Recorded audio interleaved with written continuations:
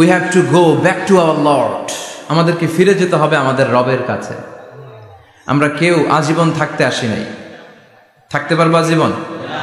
দাদা চলে গেল, বাবা চলে গেল, মা চলে গেল, মামা চলে গেল, খালু চলে গেল, এরপর আমাদের টনক নড়ে না, তাই না? পাগল পড়া হয়ে আছে এই পৃথিবীর জন্য। মরতে যে হবে এটা ভাববার সময়টুকু আমাদের নেই।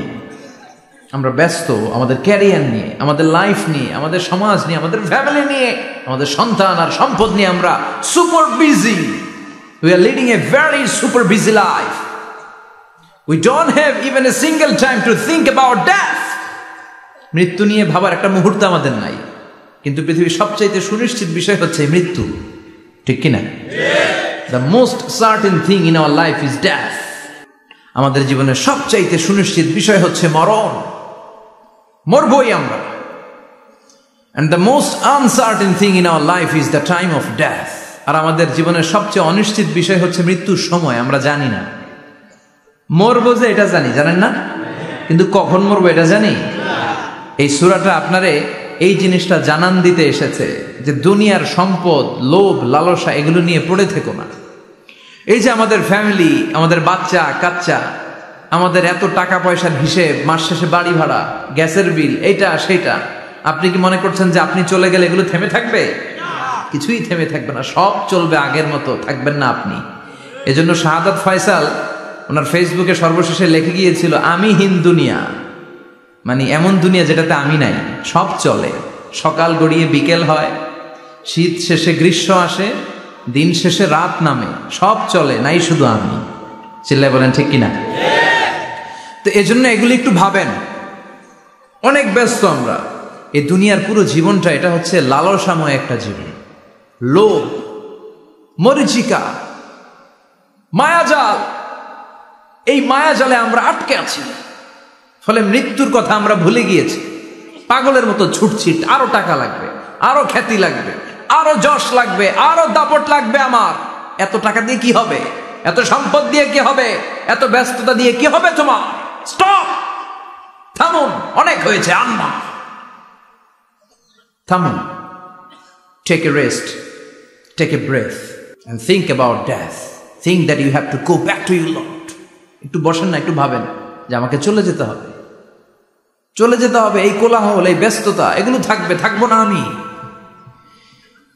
সাইয়েদনা ওমর ফারুক বলেছেন, মুতু ক্বাবলা আন তামুতু, মরার আগে একবার মরো। হাসিবু ক্বাবলা আন তুহাসাবু আলাইকুম, তোমার হিসাব নেওয়ার আগে তুমি একবার নিজের হিসাবটা করো না।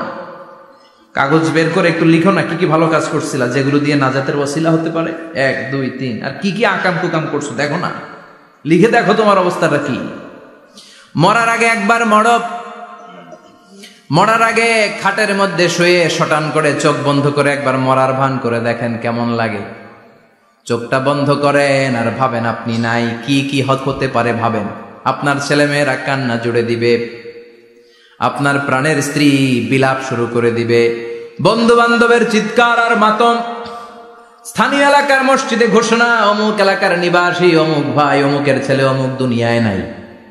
সব আত্মীয়রা চলে আসবে, ফেসবুকে স্ট্যাটাস দেয়া হবে, সবাই সবাইকে জানাবে বিকাল 4টায় অমুক হাই স্কুল ময়দানে আপনার জানাজা।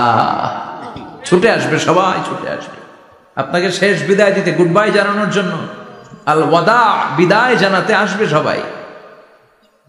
4 তাকবীর দিয়ে আপনার জানাজা হবে, অশ্রুসিক্ত জানাজায় আপনার বিদায় হবে। কাঠের খাটিয়ার মধ্যে করে কাঁধে তুলে আপনার কবরে নেওয়া হবে, আগে থেকে খুঁড়ে রাখা কবরটার মধ্যে আপনারে বিছিয়ে দেয়া হবে, বাঁশের কচি দিয়ে তার উপরে মাটির চাপা দিয়ে সব চলে যাবে। ভাবেন না একবার চোখ বন্ধ করে, this is the circle of life, this is the nature of life. এটা সবার হবে, আমার হবে, আপনার হবে। এত মায়া, এত ভালোবাসা কই যাবে? কেউ থাকবে না, সবাই আপনার অন্ধকার কবরে রেখে দিয়ে চলে আসবে। উপরে বাঁশের কঞ্চি, তার উপরে মাটির চাপা, অন্ধকার আর অন্ধকার। এই অন্ধকার যেন শেষ হতে চায় না, শুধুই অন্ধকার, ঠিক কিনা? এজন্য আমাদের চলে যেতে হবে। দাদা গেল, চাচা গেল, মামা গেল, আমাদেরকেও যেতে হবে, জোরে কোন ঠিক কিনা? একদিন মাটির ভেতরে হবে ঘরে মন আমার, কেন বন্ধ দালান ঘর, প্রাণ পাখি উড়ে যাবে পিঞ্জর ছেড়ে, ধরা ধামে সবই রবে তুমি যাবে চলে, বন্ধু বান্ধব যত মাতা পিতা দ্বারা সুত সবই হবে তোমার পরে, মন আমার কেন বান্ধ দালান ঘর, একদিন মাটির ভেতরে হবে ঘরে, মন আমার কেন বান্ধ দালান ঘর। ঠিক না? সব পরে থাকবে, চলে যেতে হবে আমাদেরকে। এজন্য আখিরাতের কথা যেন আমাদের স্মরণ হয়। বিশ্বনবী বলতেন, নাহাই তুকুমান জিয়ারাতিল কবুর, আমি তোমাদেরকে কবর জিয়ারত করতে আগে নিষেধ করতাম, কিন্তু এখন নিষেধাজ্ঞা প্রত্যাহার করে নিলাম। এখন সব সময় তোমরা কবরের সামনে যাবা আর জিয়ারত করবা। কবরস্থানে জানতো একটু যাবেন, একটু গেলে আখিরাতের কথাটা স্মরণ হবে। ওখানে ছোট শিশুরা শুয়ে আছে, কিশোর যুবকরা আছে, আপনার মতো তাগড়া যুবক মুরব্বীরা আছে। এরা এই এলাকায় থাকতো, এরা আকাশ থেকে নেমে আসে না, এই এলাকার সন্তান আজ নাই। একটা সার্টেন পিরিয়ড শেষে আপনিও থাকবেন না। This is the nature of life, this is the circle of life. ছোট্ট শিশু হয়ে এসেছিলেন, শৈশব, কৈশোর, যৌবন, প্রৌঢ়ত্ব। আগে ছিলেন সিঙ্গেল, বিয়ে করে হয়ে গেলেন ডবল। এরপরে আল্লাহ আপনাকে একটা মেয়ে দিল, এরপরে মেয়েকে বিয়ে দিয়ে শ্বশুর হলেন, এরপরে ওই মেয়ের ঘরে সন্তান হতে নানা হলেন। আর কতদিন? অনেক দিন হলো তো, অনেক লম্বা সময় পেয়েছেন আপনি। Think about death. এবার যাওয়ার কথা ভাবেন, আখিরাতের সামানের কথা ভাবেন, ফিরে যেতে হবে। কি শক্তিশালী যুবক, বার্ধক্য চলে আসলে লাঠি ছাড়া চলতে পারে না। কুচকুচে কালো দাড়ি সাদা হয়ে যায়, দাড়ির শুভ্রতা, বয়সের ভার, রং ধরা যৌবন জং ধরে শেষ। ঠিক কিনা? This is the circle of life. যুবক ভাইরা, এটাই জীবন, চলে যেতে হবে, কেউ থাকতে পারবে না। ঠিক কিনা? এটা রিমাইন্ডার আল্লাহ এই সূরার ভেতরে দিয়েছেন যে তোমাদেরকে ফিরে যেতে হবে, এই লোভ লালসা ছেড়ে দাও। রব্বুল আলামিন বলেন, আলহাকুমুত তাকাসুরু হাত্তা যুরতুমুল মাকাবির। ও গোলাম, দুনিয়ার সম্পদ, লোভ লালসা তোদেরকে পাগল বানিয়ে দিয়েছে। এই লোভ পাগলামি কোনোদিন তোদের থামবে না যতদিন না তোরা কবরে ঢুকবি। ঠিক কিনা? কার কথা? আল্লাহ বললেন, দুনিয়ার সম্পদ আর লোভ আর মোহে তোমরা গাফেল হয়ে গিয়েছো। আখিরাতের কথা বেমালুম তোমরা ভুলে গিয়েছো, কিন্তু আখিরাতে তোমাদের যেতেই হবে, কবরের বাড়িতে তোমাদের ঢুকতেই হবে। ঠিক কিনা? যেতেই হবে। আমরা ভুলে যাই। আলহাকুমুত তাকাসুর, অতিরিক্ত পাওয়ার লোভ, বেশি বেশি খাওয়ার লোভ, বেশি বেশি জমানোর লোভ মানুষকে গাফেল বানিয়ে দিয়েছে। এটা মানুষের স্বভাব। আরো চাই, আরো চাই, এই স্বভাবটা আছে না নাই? দেখবেন ছোট বাচ্চারা মসজিদের দোয়া অনুষ্ঠান শেষে জিলাপি দেয় না? বড়ে কৃষ্ণপুর কি দেয়? আগে বাতাসা দিত না, এখন কি দেয়? জিলাপি দেয়, মিষ্টি দেয়। তো মসজিদের 2-3 গেট থেকে যদি দেয়, ছোট বাচ্চারা দেখবেন এদিক দিয়ে কয়েকটা নিয়ে আবার ওই গেটে লাইন ধরে। ওর হাত হলো ছোট হাত, ওর হাত ভর্তি জিলাপি, আর নেওয়ার জায়গা নেই, এরপর আরেক জায়গায় লাইন ধরছে।